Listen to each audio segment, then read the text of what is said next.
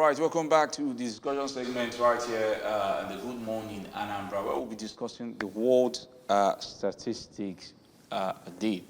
It's really very important for you to know how to count, to put things in numerical perspective, so that you measure them, so that you act right. When you do not measure things properly, you may not know how best to, approach it or something like that. So, our resource persons this morning, we have Honorable Emeka Sixtus Okafor, who is the former National Treasurer of the Nigeria Statistical Association and also Chartered Institute of Statisticians of Nigeria. He's also the HOD Census and Survey Department, Anambra State Bureau of Statistics.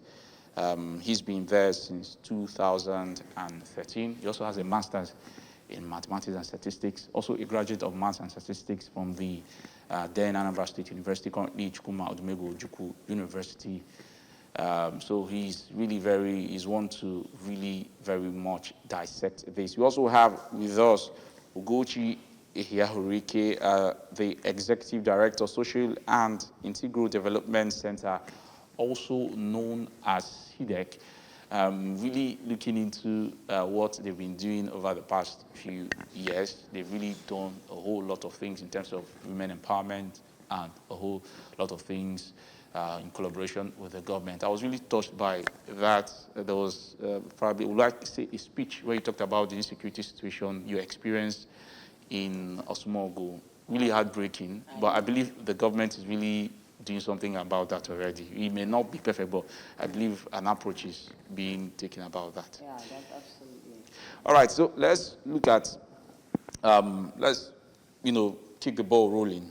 So, Doctor, you're the maths person here. Okay. You're the statistician here. Okay. So that's why I feel you should be the first person to answer. Why should we celebrate this? Why should we bother counting things? Why should we be worried with putting things into statistical perspectives? Okay, first I want to say thank you. And the 2025 World Statistics Day is usually a 5 years celebration. So coincidentally, it falls this year. So the theme is driving change with quality statistics and data for everyone. Data is life. Data is science. Practically everything we do is data-driven. Without you being able to measure, like you said earlier, you won't be able to plan very well. And definitely when you fail to plan, you're automatically planning to fail. So this day is set aside to celebrate statisticians world over and appreciate the work what statistics does. It is statistics that people use, the policymakers, the government, the researchers, the donor agencies use to inform or make decisions. So without data, technically, no progress, no nation will develop. So this day is set aside world over, as it is happening here in Nigeria, in Anambra to be precise, so it is also happening across the world. All right, thank you, Mr. Sixtus, of course. So let's come to you, Mrs. Ehiahurike. Of course, you're very much proactive in terms of probably you may not be a mathematician, but of course you must work with statistics and probably counting. Let's look at your activities with, I don't want to, of course, involve the CDEC at this point because you're talking about statistics, but let's look at your activities and the involvement of statistics to actually get things done. How do you do this? How do you collaborate, both of them? All right, thank you very much, Obina. Like you already know, I'm Ugochi Ehiahurike, the Executive Director for SIDEC. I'm an economist by profession, right? Yeah, I'm an economist by profession. So it reminds me of those days when I did my postgraduate program in UNIZIC on statistics and research. However, like Doctor said here, no nation rise or do better without data and statistics. So what we do, we can't even start an intervention without factoring in data, without doing a survey to understand the situation. For instance, CDEC also is working in collaboration with Ministry of Agriculture to do data collation of all those in agricultural sector. And we are really the hub for Ministry of Agriculture in ensuring that we're able to capture real-time farmers, those in livestock, those in poultry, fishery, piggery, you know, what have you with respect to agriculture. So that's how far we've gone in trying to ensure that we have database that can help the ministry to inform decisions, to re-strategize where it's necessary, and also informs the budget that we know as a law. And also we are doing the same with Ministry of Health, because, well, in fact, currently, as I speak to you now, by tomorrow, we are doing a training for all our enumerators. We enumerators across the state with respect to primary health care centers, how functional are they? So we're also doing that, partnering with the Ministry of Health, partnering with Ministry of Economy, Budget and Planning to ensure that we have adequate data that can help the state to inform decisions. So beyond all this, any interventions that set out to, or do not that is really development driven, that has the interest of the people, you must start that intervention with some level of data, because data will help you to review, data will help you to reflect, data will help you also to re-strategize when need be. So that's what we do. For instance, we're doing something around the election right now. We call it Project Impact. All right. We've looked at the previous data of voter turnout in Anambra State. For us, it's practically low. So we're now asking, what can we do differently to ensure that we step from 10.3%, that was the voter turnout in 2021, November 6th, to now at least 30% voter turnout. There is no way we will have up to 2.8 million eligible voters, and that day only 92,000 citizens, voters will come out to vote and decide who governs us. All right, so, probably that will take us a little away from that, because we'll be looking at voter party and a whole lot in terms of, you know, our approach to elections. Right? So, but we don't want to dwell on that, in as much as it's really something that is really very worth, you know, talking about and all that. But let's come back to you, Dr. Sixtus. You know, let's look at, of course, there have been lots of, we've seen three previous celebrations, of course, interval of 5 years. We've seen 2010, 2015, 2020, of course, with its unique themes and all that. Now, let's look at you very much being in tandem with this development and all that. So what would you say is a milestone? What would you say, when you look at the global politics and all that here in Nigeria, where there seems to be that a lot in terms of manipulations of, you know, data, not to demarcate the country, but we see that a lot in offices and all that. And then probably a leader, you know, coming out to say, nah, data, we go chop, and a whole lot of things. So can we say these awareness has actually, you know, achieved a lot over the years? Yeah, thank you very much. Talking about our country, Nigeria, before now we used to have what we call Nigerian Statistical Association.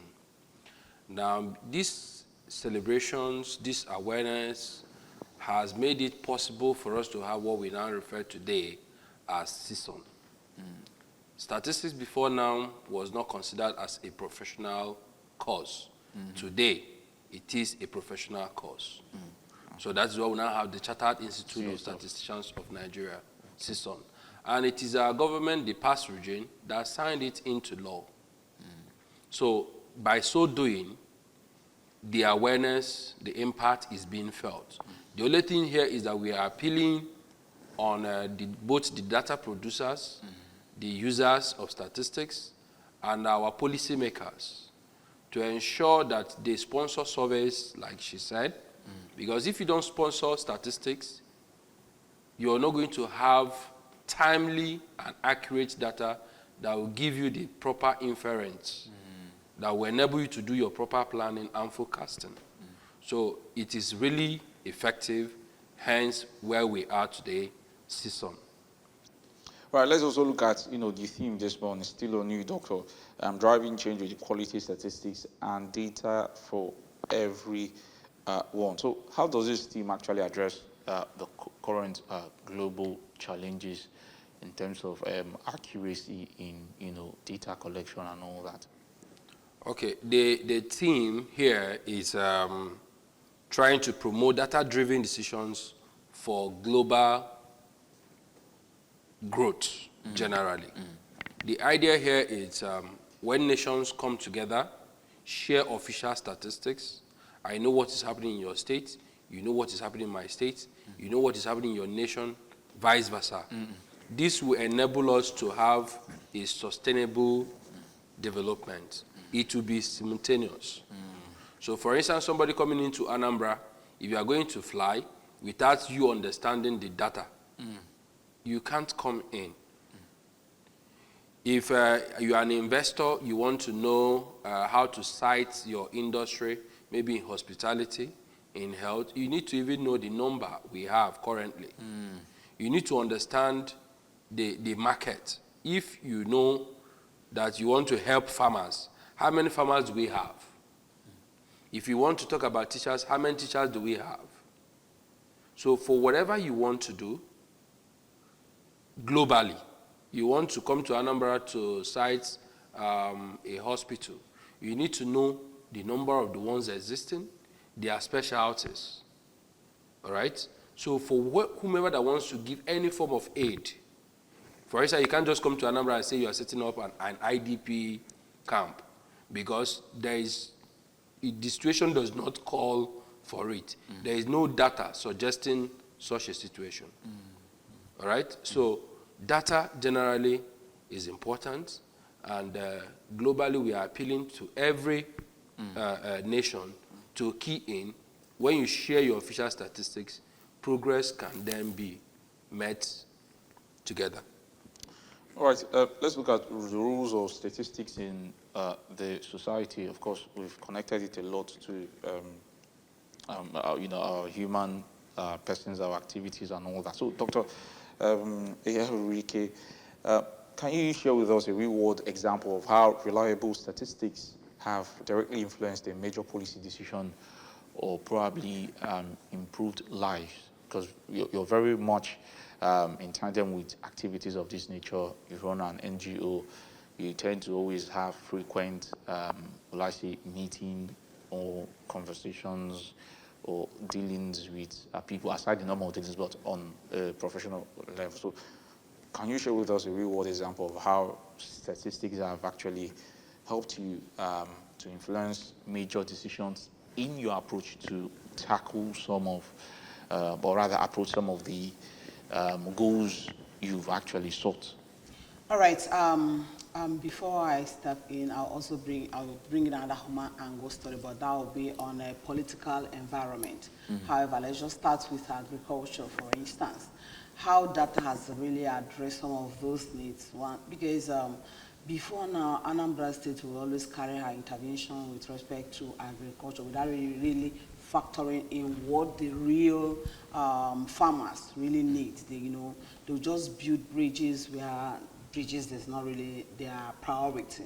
However, as a result of our data collation, we're able to identify really, because beyond collecting data, we're always asking, what are those real needs, not just wants, all right? Those things that when you have it, if government provides such things for you, it will add, it will make it empowered. So that's what we did, and one of the things that led to this, the seedlings and disbursement and distribution across the state. And with our data, we're able to engage, that led to government giving the real-time women farmers, not political farmers right now, real-time women farmers got more than 500 oil palm Also they added some coconuts, because those things are cash crops that will empower them. And other things like papaya, odara, seedlings, we are shared to those women powers. For us, that's a way of empowering real-time farmers. And today they are happy that beyond owning having their own lands where they planted those agricultural seedlings and inputs, they have things they can actually fall back on in the next 1-2 years, that right now they are empowered. That's for agriculture. Where data has always pointed out something for intervention, area of political position with respect to women and persons with disability. It will shock you to know that across the LGAs in Anambra State, when it comes to chairmanship position, we just have one woman. That's the mayor of Idemili South. When you look at it from the length of those in a governor's cabinet, the 8 schools, we just have 6 women as commissioners. Yes, Mr. Governor has done well with respect to appointive positions such as those in A schools and the PAMSEC, right? However, in elective positions, women are not still yet there. And we have women as the highest when it comes to voting strength. Women are there to vote. Then, so data is also pointing it out. Why is it that we still struggle with women being elected when it comes to elective positions? So that's another pointer that data has pointed out, that this is an issue to address. Then another area that data is already pointing, we have 158 structured markets in Anambra State. It will shock you that we've never, in the history of Anambra State and the market structure, we've never had any woman or have any woman as the chairperson in the market. But we tend to see women leaders actually in the market and all that. You think that's not enough? That's not the area where, that's not, for us, that's results, but that not also really result we are saying. That, how did it happen? That just happened May 28th this year. That's 130 women emerged as women leaders. That was an appointive position. We want to differentiate. So you do not think that probably, because I'm very impressed with you coming up with these statistics, because I saw your, I think your bio on X, a woman-led, talking about CDEX, a woman-led, let's say, non-government organization. And, of course, you're here already trying to dish out that stats, trying to convince us that, of course, women need to be very much involved with, governance and all that. So, but should the focus not be about the fact that those currently in power are actually getting results? Than, oh, yes, we are getting results, but we don't have women there. Should that be the discussion? Shouldn't it be focused on result-based instead of, gender-based? Just being a woman. Yes, I understand what you're saying. We are not really advocating for numbers, right? Like we have special seat bill that we're also supporting right now. When you look at the quota, if I just put it through on the quota, you see that should be an urgent call. It's not just being about women. Like you just highlighted now, this is not supposed to be about results. For us, it's about results. Our interventions are result-driven. Statistics have it that women over the years, women are good managers. More than men, actually. Yes. That's why men need to actually rest a little bit and allow women to actually run their affairs and all that. Financial flow, organizational status when it comes to finance, you see that you always save when a woman is managing that particular unit. Really? So that is why. Okay, probably one of the reasons why we have more billionaires around the world, and of course, the women billionaires are majorly women who actually did divorce their husbands. Taking some of the things, not power, but being made billionaires subject to, taking wealth from their husbands and all that. But that's not, our bone of contention this morning. Let's go back to, the discussion this morning, basically on statistics, and still sticking on the role of statistics in the society. Now, coming back to you, Dr. Sixtus. Now, how do national statistical offices ensure data accuracy and public trust in the area of misinformation? I just share with you, like, a lot of manipulations come, when you see when you're very much involved with, it's not something I should tell you. you know that there seem to be lots of manipulation in terms of data. Very recently, there have been lots of accusations on the Nigerian Bureau of Statistics not giving accurate data.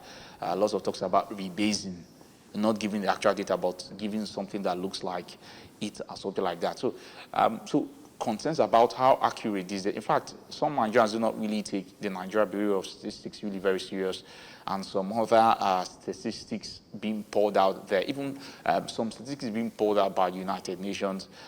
Looking at Wikipedia, giving a reasonable statistics about Nigeria, saying the economy is booming, the economy is stable, and a whole lot of statistics being coming about. It does not really reflect, the current economic situation of the country and a whole lot of that. So concerns about this. So how do we approach this? National offices, ensuring data accuracy and public trust in this area of misinformation, especially via WhatsApp sharing. Okay, thank you. You see, talking about official statistics, the administrative statistics, aside going to field to collect data and analyze them. If I want enrollment, school enrollment, or out of school, I go to the ministry's concern. That's the data source. So the National Bureau of Statistics or the State Bureau of Statistics, their own role is to collate this data, to source this data from the producers. The producers here is the Ministries of Education, the PPSSC, the ASUBEB, right? Now, you create what we call template. You give them, and they will give you the information you need. So we don't just stay in our various offices, whether at the MBS or at the State Bureau of Statistics, and bring up something and call it official statistics. No. We write officially to these ministries to give us the information because they are the custodian of the data at that level. All right? So if you want to talk about immigration, you go to immigration. If you want to talk about prison inmates, you go to the prison, to the federal correctional facilities, and you give them this data, and you collect. If you want to talk about accidents, the number of road accidents, the number of casualties, all right, you go to federal road safety. If you want to talk about the revenue, government revenue, you go to the office in charge. By the time we collect these various data points, we bring them together and give you the analysis you need. All right? Now, when you talk about survey, we have capable hands. The only thing I can tell you here is the problem we have is funding. Funding, both at the national level and at the state level.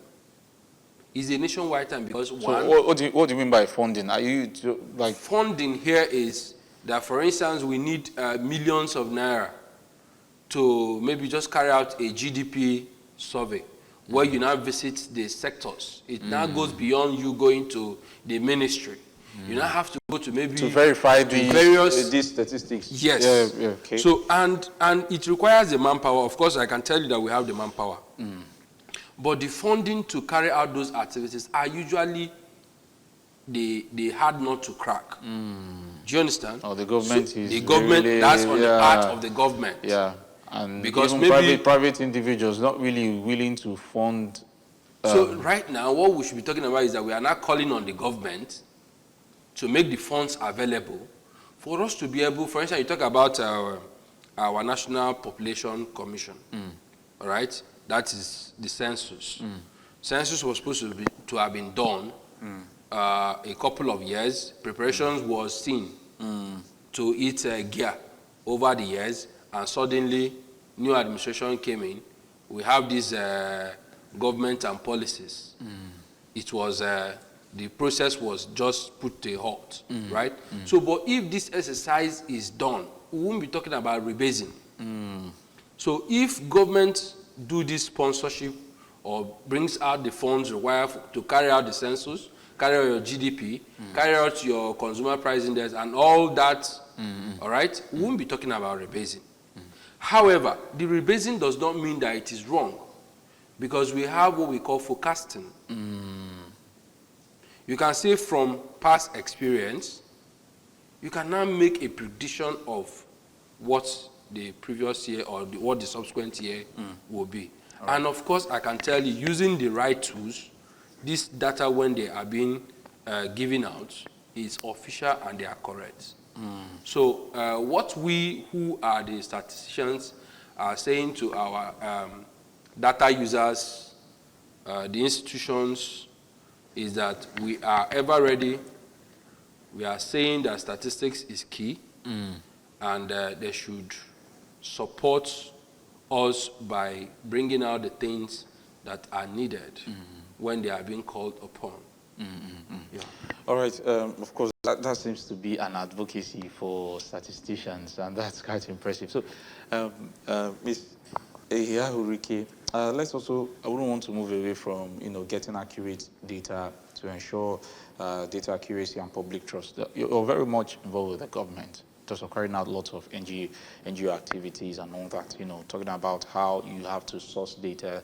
Of course, being an economist, you also know the importance of this. Do you, when you get data from the government, I would want this to be something of probably something that is very relatable, probably an experience or something like, since working with the government, trying to do a lot of NGO activities, whether in collaboration with the government or something, how have you found the data you get from the government really very resourceful? All right, thank you. And are they also very willing to, give out, data and all that? Thank you very much for that question. Honestly, I'm also a member of the State Budget Committee. We just finished working with the MDAs ahead of 2026 budget. We just concluded that exercise Thursday last week. Yeah, Thursday last week. We concluded that exercise for 2026. Right now, Ministry of Economic Budget and Planning are fine-tuning to submit to the governor, because the governor has said that he will be submitting it to the House a week after election. That is to say, by November, they'll be submitting 2026 budget. But for us working with different MDAs, we've done that. If I were there when the Statistician General, Honorable Obiora, came to make a presentation of their 2026 vote budget. So what do you ask about this, how reliable are those things, and are they really accessible?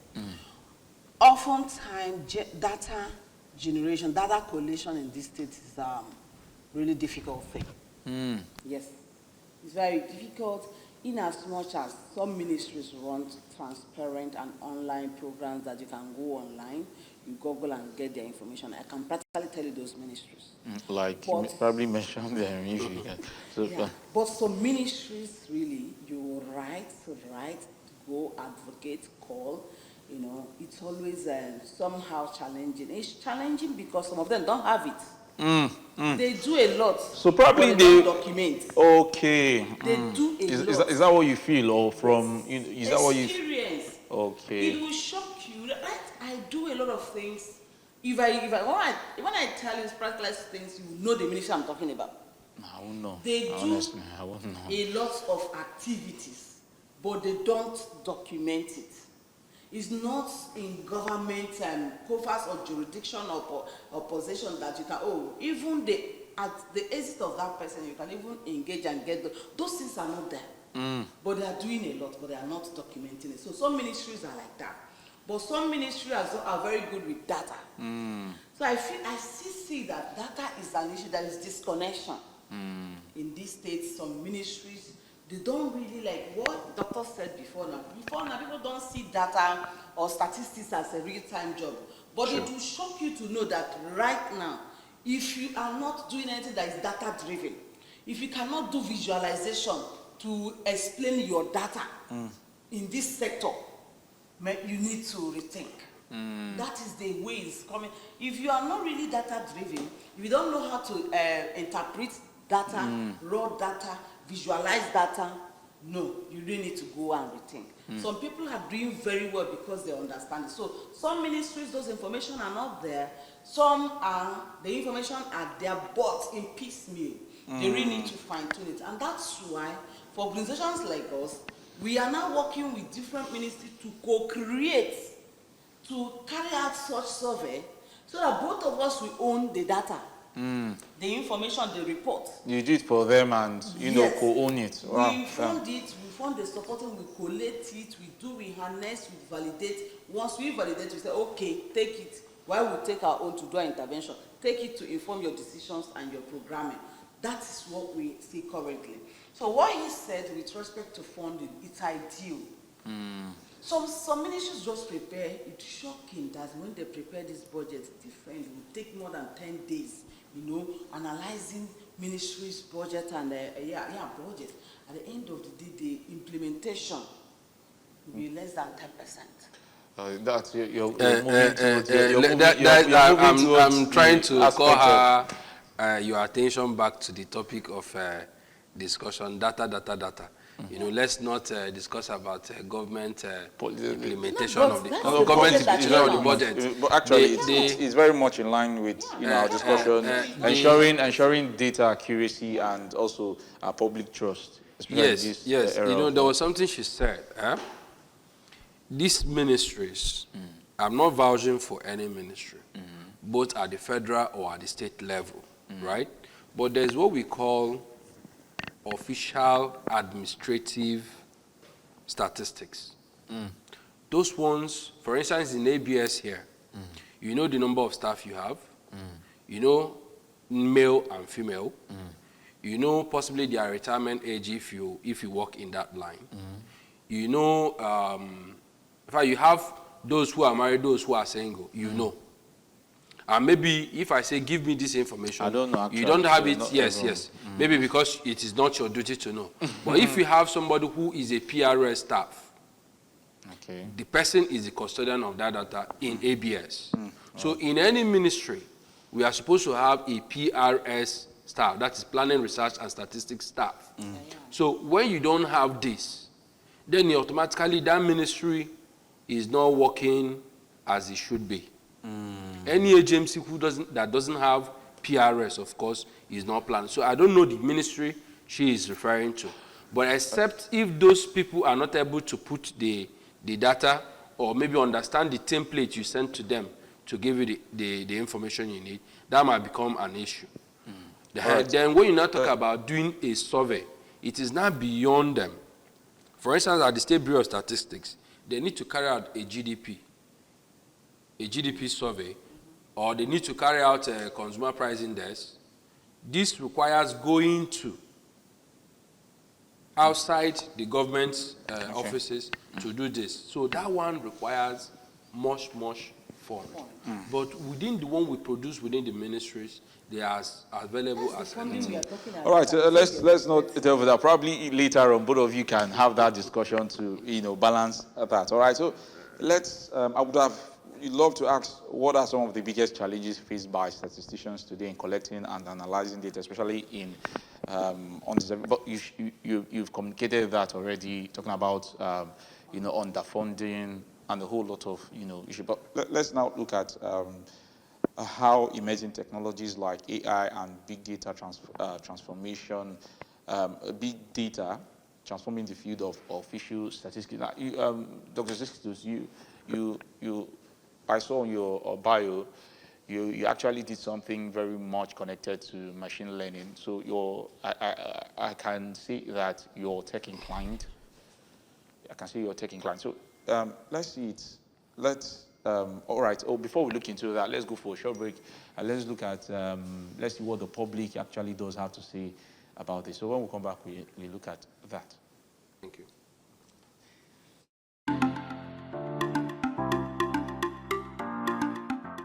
So quality data is very necessary, very important. It's a pivotal tool for implementing interventions in any state.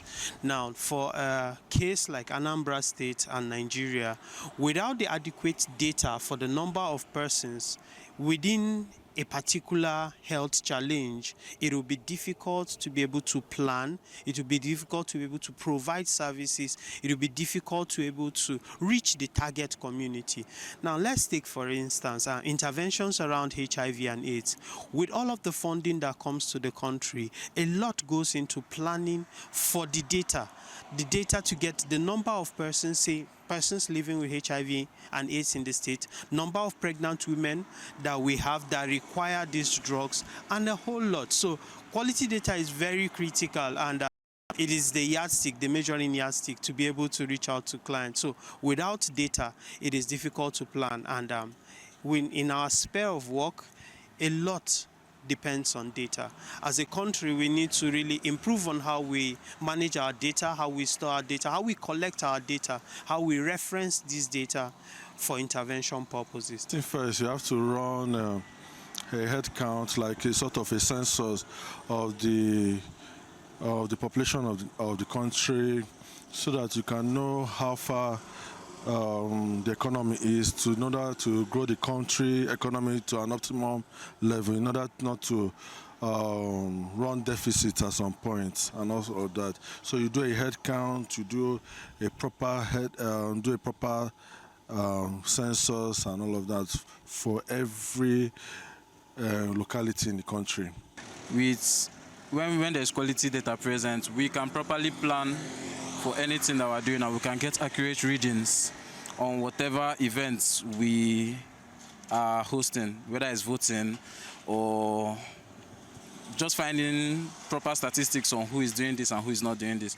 We can properly plan better for it. Data collection has always been an issue. You know, most times we see figures being pushed out to the public, and it hasn't always been the actual reflection of what is on ground.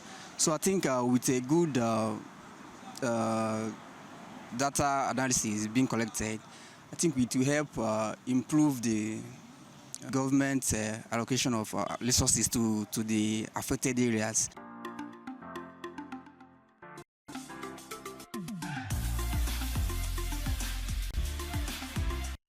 All right, welcome back to the discussion segment of the Good Morning Anambra right on ABS television. My name is Obina. Of course, today we've been talking about World Statistics Day, having very much reliable data for everyone. Of course, this is a celebration that actually has a 5-year interval. We've seen that in 2010, the premier, not commemoration, you cannot remember anyone who is dead, but more like the first time that nature of awareness was created, and then 2015, and then 2020, and now 2025. So we've been discussing very much right here in the studio. I have with me Dr. Yahurike Ugochi, and then also a statistician talking about Emeka Sixtus, who actually does have a master's in statistics and also a graduate of mathematics and statistics from the Anambra State University, as it then was, currently Chukwumodumegu Ojukwu University right here in Anambra State. Now let's go back to our discussions. Of course, we've said a lot of things. We discussed about a whole lot of things. We've discussed a whole lot. We've talked about a whole lot of things, very much pertaining to data, struggles with getting quality data, reliable data, and all that. So in rounding up, we'll just hit some really very important parts. But before we wait for that break, I asked a question that, of course, is still not very much that you've not answered. I would have wanted to ask about challenging, but you shared that very much related to underfunding, right? So let's look at how emerging technologies like AI and big data is transforming the field of official statistics. Of course, you're very much, I believe you're very much tech inclined. You've done, you did something in, or rather on machine learning. So you should be able to talk about this. Okay. Machine learning is more of an artificial intelligence. Currently, with machine learning, that is the AI, you will be able to analyze data in almost all aspects or in almost every sector. Heavy trailed data sets, millions or billions of data sets, and then you'll be able to visualize them. With this introduction of the AI in data science, it has made our job technically easier, more friendly, because the AI, you can easily snuff the internet, get the data sets you need, all right? So it is really helpful when you talk about the AI and data science. So the only thing, it will not take away the accrued aspect of it. So because with that, data and data collation, data analysis, data presentation are made much easier. Yeah. All right, let's look at, of course, global and local impact of data. Dr. Ehehuru Ike, how does this celebration actually does encourage collaboration between countries to improve global data system? Of course, I know you're very much connected to the groundwork, very relatable, but how is it likely going to encourage it on a national scale, especially in collaborations with really international bodies, international NGOs and all that? All right, thank you very much, Obin. For me, looking at the trend of the celebration every 5 years interval, for me, in fact, I'm just beginning to analyze, like we can actually do it, celebrate it every year. Every year, we can move from the era of 5 years interval to yearly interval so that it will really sink. Our people, it will shock you to know that I was just interviewing one lawyer the other day, was like, Gucci, do you know that in our maybe law school or bar-related issues, we don't even know the number of female lawyers. We call them the organized and learned sectors, right? We are not learning, but they are learning. Of but course, it will still shock you to know that I'm using them as an example now. They don't even know how many female lawyers and male lawyers. Wow. So that is to say, interval of 5 years for me is now on the a very high side that you may not really achieve the result. We can narrow down to yearly so that the awareness will sink. People begin to understand that data is life. That if you don't plan with data, you are bound to fail. People will know that data helps you in informing decision. Data driven right now is the best. That's why you see some of our youths now who are really proactive and really want to achieve results. They are now measuring into data science, visualizations, data analysis and all that. and data management. You need data to excel in your business. Even your petty trading, your day-to-day business. If you're not keeping data. Yes, you need to be keeping bookkeeping, record keeping, and all those things are data. Those things are statistics. It will help you to know. It will help you to forecast, right? To know that, oh, this is where we hope to see ourselves in the next 6 months. If we do 1, 2, 3, 4, our business will grow from here to here. So data is important in all our day-to-day activities. So how do we connect it with the work we do, the subnational, national, and global? It's very important that we connect data in all that we do. We're already doing it in CIDEC because whatever we do, we come up with a benchmark. All right. Just like we have benchmark for health, agriculture, education, All right. those declarations. All right, that's really very great. Now, let's look at, to you, Dr. Sixtus, let's look at statistical literacy. Many people, especially businessmen, business people, especially small businesses or petty traders, and also, like she said, they seem to also be that deficiency in not just petty, but also in organized sectors too. Thank you very much for that. So let's look at statistical literacy, why it is really very important to the general public, and also practical steps that can be taken to actually, make statistics more accessible and engaging for probably non-experts. Okay, thank you. I would digress a little bit. Part of the problems of statistics and statistics production is it does not just revolve around funding. I said funding, and you've been trying to maybe shy away from that. Part of the problem is the statistics literacy. Sometimes as statisticians, when we go out for enumeration, you meet maybe a hotel manager or a principal of a school demanding for a particular data set. You go to a business owner, those in the services sectors, the informal sectors, to demand for statistics. They see you as a tax collector. That what the information you have come to collect Is will to be tax used them to tax and all them. that. So that's the But thing very about public far, trust. But yes, but very far from that. Whatever information we collect, there are principles guiding it. Reliability, confidentiality. You don't disclose the information of innocent to anybody and say this data set that this is what innocent said, because we are not analyzing innocent. But these things will be pulled together, both from the rich, the medium, and then the even those people who are doing shoe shining. We collect data from them, and at the end of the day, we analyze. We don't, so that confidentiality is there, and the people must have that trust. All right? So now, coming to what you've said, it will shock you that technically everybody do statistics. Because the businessman who owns just a shop, or a chemist shop, be it somebody who is selling cream or soap, or even somebody who's selling provision, they know the number of stock they have.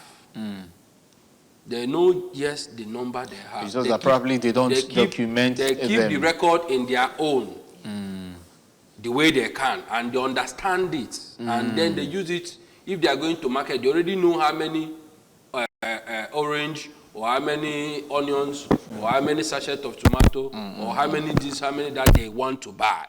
So they already have statistics. The only thing we are saying now is it is not very much organized. And then part of the literacy is why we are here, for people to understand the importance of keeping their data in the manner it should be. So for instance, you go to hotels, yes, they have the access record, but most times when you say, give me your detailed report, it's not there. All right? So generally, both the formal and informal sectors is an appeal to everybody. Put your data, your attendance, you carry out a program, you do an attendance, you don't analyze that attendance, you have not done anything. All right, I must thank you both for doing justice to this important discussion. I was really very confident that you give us, and I think I was well beyond expectations, talking about Dr. Emeka Sixtus Kafo, who is a statistician and also a mathematician, and also Dr. Ehahurike Ugochi, who is also an economist and also the executive director of the CDEC. They've been really doing a lot in terms of groundwork, so we could see how confident she was, putting on someone. So, your final words. Let's start with ladies first. I know. So that you don't put out that as you say, I was asking one question. All right, so on the final note, just to tell our listeners out there, today is a day we create awareness around data and statistics. Please ensure that one person today you're able to reach out to the person with the importance of data and statistics. That one woman selling things out there, please inculcate the culture of keeping records and also understanding that there is difference between the revenue collectors and the statistics and environment and personalities. Let's give them the information, because we need the information to inform the data that informs the policy that governs our activities. Thank you very much. All right, Dr. Okay, what I would say is especially on those who are policymakers, the users of the data. We are saying this cannot be done without funding. We are saying please fund statistics across all sectors. And then it's an appeal to my colleagues in the field that when eventually you are being given the funds to do this, please do them diligently with all the professionalism it requires. Thank you, and With that, we come to the end of the discussion segment of the Good Morning Anambra on ABS television. My name is Obina.